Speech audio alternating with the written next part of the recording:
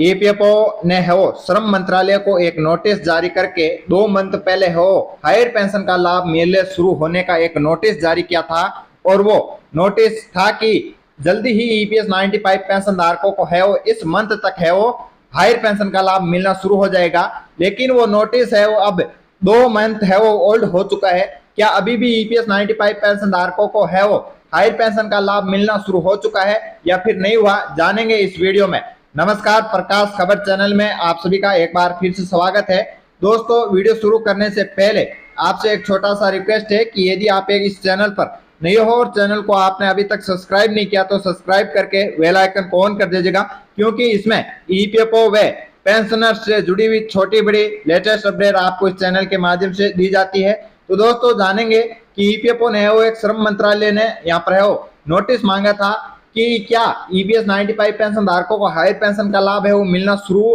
कर दे। तो ईपीएस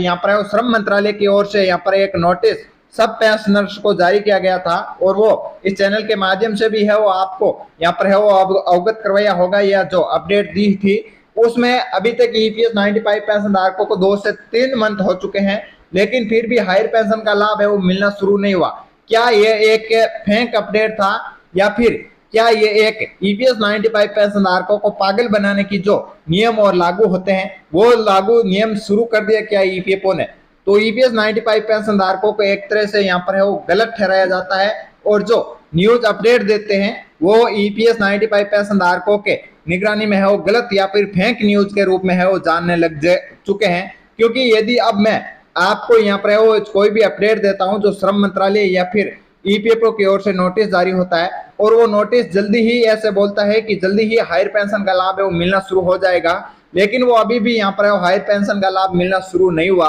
क्या ये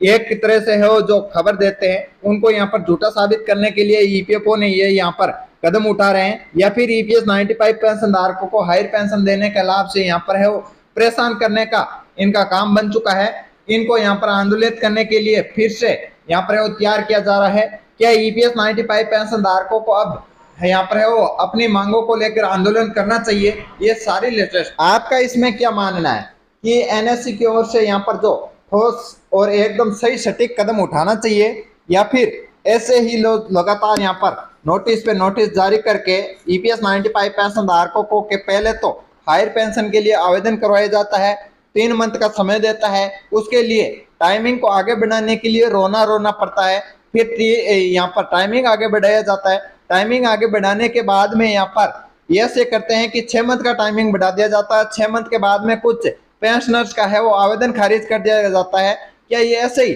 लगातार इस देश में ईपीएस 95 पेंशन धारकों के साथ में धोखाधड़ी का खेल है वो चलता रहेगा, या फिर कभी ईपीएस 95 पेंशन धारक जागरूक होकर सचेत होकर आंदोलन करेंगे, या फिर इस देश में जो यहाँ पर नुकसान पहुंचाएंगे ये शांतिपूर्ण आंदोलन कर रहे हैं, या फिर देश में नुकसान पहुंचाने के बाद में जो मांगे पूरी करते हैं क्या वो यहाँ पर सही रहेंगे ईपीएस 95 पेंशन धारकों के लिए? आप खुद सोच सकते हो किस प्रकार ईपीएस 95 पेंशन धारकों को यहाँ पर है वो दबाया जा रहा है। उनकी मांगों को यहाँ पर दबाने का लगातार प्रयास कर रहे हैं और अभी चुनाव भी नजदीक आ चुके हैं, लेकिन कोई भी इन ईपीएस 95 पेंशन धारकों का है वो मांग नहीं उठा रहा है। जैसे ही यहाँ पर है वो जैसे 2024 में चुनाव आएंगे तो यहाँ पर इनको ये झूठा आश्वासन झूठा वादा कर दिया जाएगा कि हमारी सरकार बनने के यहाँ पर है वो 90 दिन के भीतर आपकी मांगे है वो पूरी कर दी जाएगी। लेकिन 9 से 10 साल हो चुके हैं सरकार बनने के बाद में यहाँ पर है वो जो पहले के ही तरह यहाँ पर नियम लागू होगा या फिर अब की बार है वो पेंशन पूरी होगी, जानेंगे अगले वीडियो के साथ। तब तक के लिए जय हिंद, जय भारत, वंदे मातरम दोस्तों।